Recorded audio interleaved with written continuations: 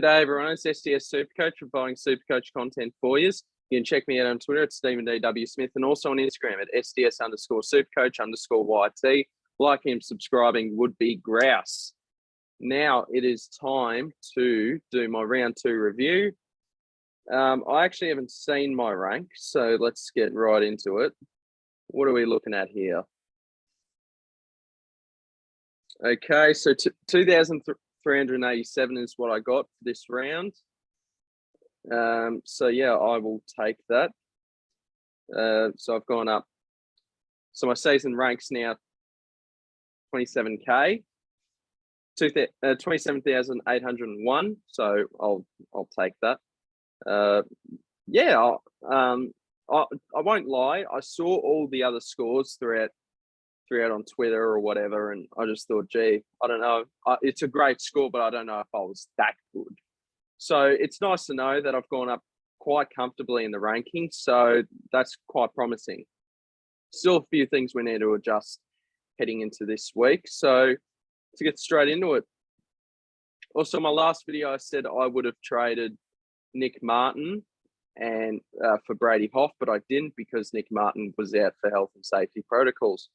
So there's my team for this week. So pretty good result. There's a couple of things I need to address. You know, one bloke I need to bring in that I've got in my mind, maybe even two. And a couple of blokes that I'm a bit concerned with. But let's get straight into the players. Jack Crisp definitely rewarded owners for keeping a hold of him.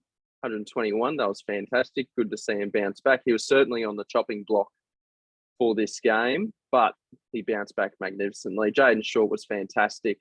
136, that's what we love to see. I think there's a real good chance he's the number one defender for Supercoach this year, barring from any DPP swings. Yeah, here's one. Lachie Whitfield, 70. Yeah, he is certainly on the chopping block this week. I can't lie about that. I think when I saw the second half, the second half of the Richmond GWS game, he just doesn't look. He just looks lazy, unfit, slow. You know, he just doesn't look it. I don't mind if my premiums don't score well. That's okay. But when you look bad as well, that's really concerning.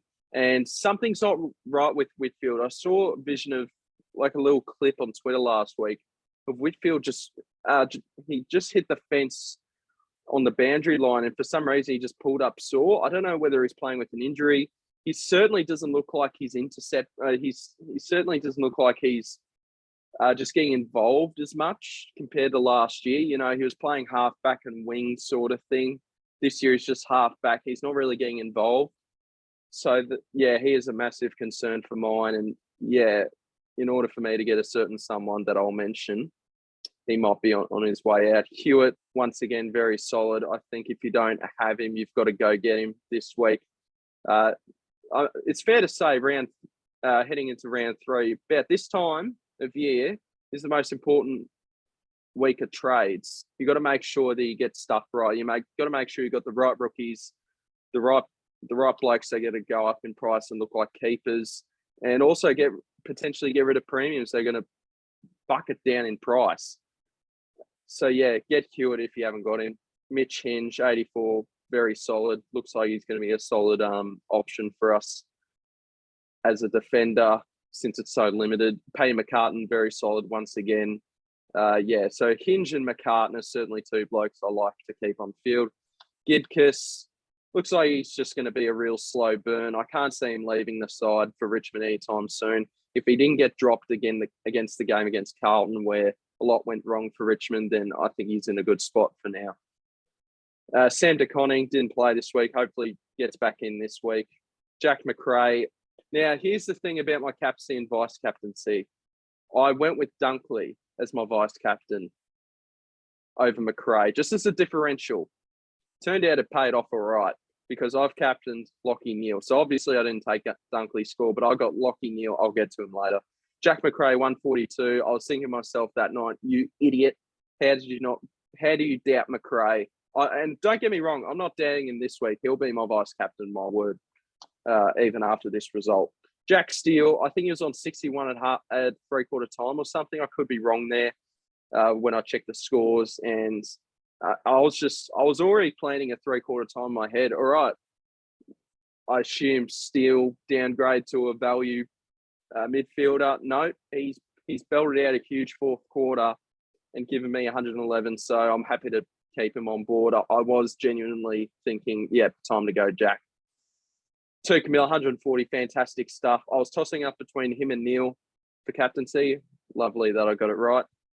And Lachie Neale, just superb, 198.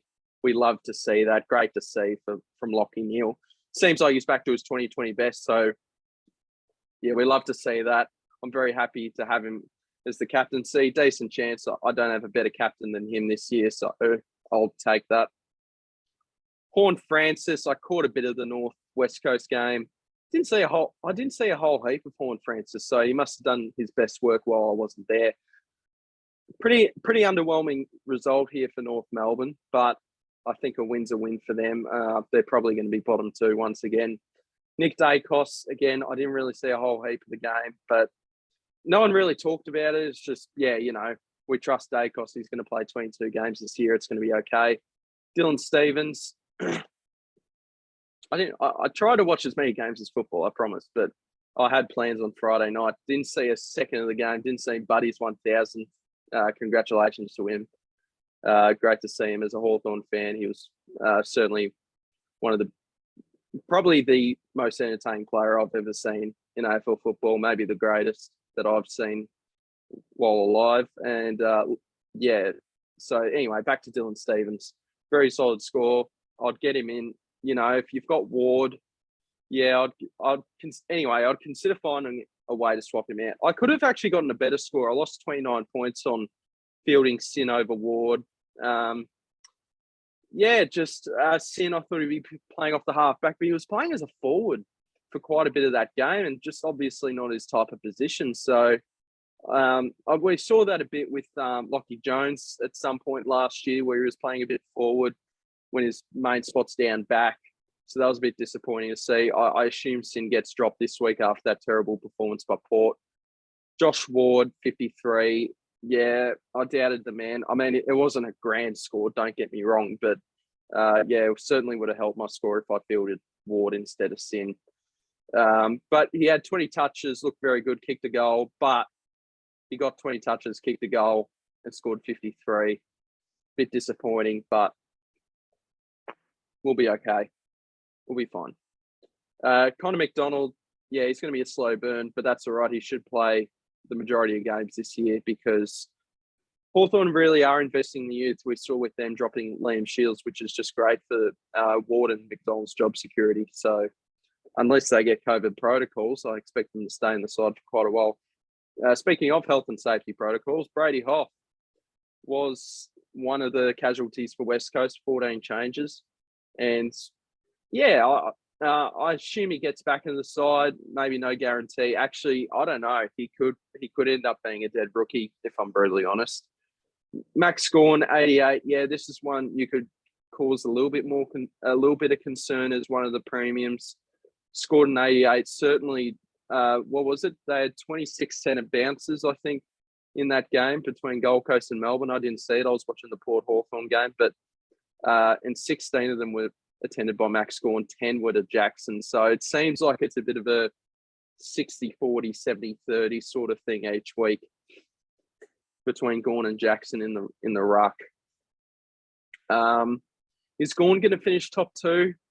I'm not too sure, but I don't really know who other contenders there are. So, I mean, maybe Tim English if they don't go with Stephen Martin and Tim English is the number one ruck, then maybe he could cause a bit of a surprise. Brody Grundy, solid. Yeah, can't complain with that. Pretty poor scoring, I think, from the rucks this round. Hugh Dixon didn't play again, another health and safety casualty. I hope he gets back in the side, but actually now with Darling back sooner than I thought, I doubt it, to be honest. But that's fine. It can be my loophole. I just want everyone else to play. If I can have 29 out of 30, have this have one as a loophole, then that's fine.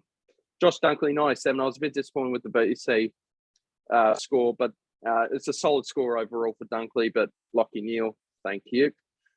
Zach Butters, 136. Yeah, he was collecting them in the midfield for Port Adelaide. One of the shining lights. I thought Sam Pepper was their best player last night. Stephen Cornelio, 99. Solid. Good to see. He could be a keeper. Let's hope so. One less trade to worry about. Mitch McGovern. I was really confident that... you know what? I was confident. I really thought, and I thought this pick should work, and it deserves to work. He's playing a great role for Carlton. I think he's gotten robbed both scores. Round 1 and round 2 scores, I think he's been fully robbed.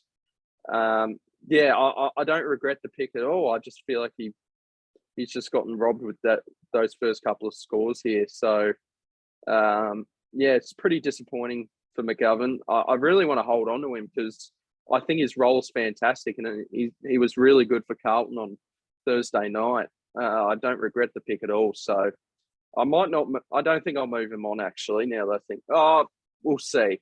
Now with Will Brodie scoring 101, where I had massive concerns over, he's with 61% time on ground managed to get 101. I'm very happy with that. But I just wish he had a better tank. It'll come back to bite him eventually with Supercoach scoring, but I think for now you can't get rid of him. Josh Rochelle, 58. That's fine. We eventually said, he's not going to kick 3 to 5 goals every week, and I saw the first goal of the game with him. It was a ripping kick from 50. He's going to be an absolute superstar, this bloke. You can just tell. Corey Durden, 24. I think he got 1 point in the second half. Yeah, I wouldn't really go out of my way to get him personally. He's got good job security, so if you like that, go for it. But I just think there's bigger fish to fry in terms of Supercoach rookies. And Jack Hayes kind of fell back to where we expected him to score, 68. That's fine. He's going to be a really handy option, and he's a really handy F6 option realistically, but it's hard to fit him on the field personally. All right, so that's my team. So if we're going to, let's actually have a look at who's everyone overreacting with. Lachie Whitfield, I don't blame you. Gawn, I'm going to keep. Mitch McGovern, 8.5. Yeah, I think I don't hate that. Obviously, the percentages are a bit higher at the moment because everyone's just testing out trades at the moment. Everyone does early days. So I'm sure the percentages will half come before Thursday night. So don't read too much into how many trades everyone's making, but I do expect everyone to be making a lot of trades. Jack Steele, no, and now with 111. I will say about Jack Steele though, he does seem a bit off at the moment. I don't know, he just doesn't seem as hungry, as determined. Maybe one to watch on still, but still. So I think I'll keep the faith in Steele for now. Josh Ward, 180K. Yeah, he's going to be a real slow burn, you can tell. If he can get 20 touches a goal and score 53, that's not great. Cripps, Sherry, Heaney, Bowie, Jackson. I'm not interested in Jackson. The other 4 I could talk myself into. But yeah, the main man I certainly want to bring in this week is Patrick Cripps. I was really considering Rao heading into this round, but I've got a bit of cold feet about him at the minute because of his 71. But again, he's had a full preseason, really cheap. You couldn't go wrong with him personally, but I just think at the moment Cripps is the right man to go with. Sherry, yeah. If I had to do a second trade, Sherry, McGovern to Sherry is very interesting. Isaac Heaney, yeah. I just think Heaney's the type of bloke that's going to just be a bit dodgy with his scoring. He's going to be a bit dodgy. So, he's not going to score 140 every week. There'll be games where he scores an 80 and maybe spends a bit too much time in the forward line. Jake Bowie, his break even's massive. I think it's minus 51 or something. So Bowie, I think you could certainly consider him as an option. If you've got Hewitt, you've got the main boys down back. then yeah, you could actually. That's tempting. Downgrading Whitfield to Bowie. That's a really interesting thought. Now that I think of it, but yeah, we'll have to see. Sherry, yeah. Oh yeah, I've talked about him. So yeah, okay. So that's what I've gone with for this round. I'll just make some early things up. So what do we got here? Bulldogs. Yeah, put the BC on McRae. I think this is just my early thoughts. I haven't planned anything or whatever, but just let me go nuts for a second. And captain wise, it's hard to take it off Lachie Neale, to be honest, especially against North Melbourne. Ooh, who's Gold Coast playing? GWS. The ball could tag him, but he normally breaks the tag very well. Dunkley, I don't really trust the ruckman at the minute. Yeah, you know what? I think McRae into Neale once again. It's just hard to refuse, to be honest. So I think that's what I'm going to go with once again. Now trades. Look, these probably won't be my final changes, but let me just spitball here. Let me just have a bit of fun here. Lachie Whitfield, for example. Yep. See you later, mate. Now the reason I don't want to put Sin back in the back line is because I have to field one of Sin, Gibcus, or DeConing, and I don't want to do that. So as I said, I haven't planned this, so I just need unless I hold on to Whitfield, I just need more flexibility here. My DPP at the moment is a bit rubbish. Yeah, I mean, who do you honestly trade it? Who do you Bowie? I'm not massive. Now that I think of it, I'm not massive on it. But let's just focus on the main bit of business. I want to get in Patrick Cripps, which probably has to make way for Whitfield, because no other premiums. I really want to trade Max Gawn. No, I don't really want to trade Max Gawn. Yeah, look, it has to be Whitfield, and it might mean, unfortunately, that I might have to put Sin down back. I hate his role, so maybe I have to field Gibcus. I might have to sort that out immediately. But this is how I'm just feeling at the moment. Brayshaw, how amazing is he? Look, that's what I'm thinking at the moment. In terms of a second trade, I've got no idea yet. So, look, I'm just going to leave it there. Look, that's what I'm thinking of doing. Emergency on Ward, yeah, Gibcus. Actually, no, field Gibcus over Sin. Even if he gets a bloody 60, 45 or 60. Yeah, other than that, I'm pretty happy with that, to be honest. So, yeah, thank you guys for watching. Hope you enjoy. Late night update. So, yeah, hope you have a good sleep. And, yeah, I'll see you for the next video. I'll upload something during the week. Cheers.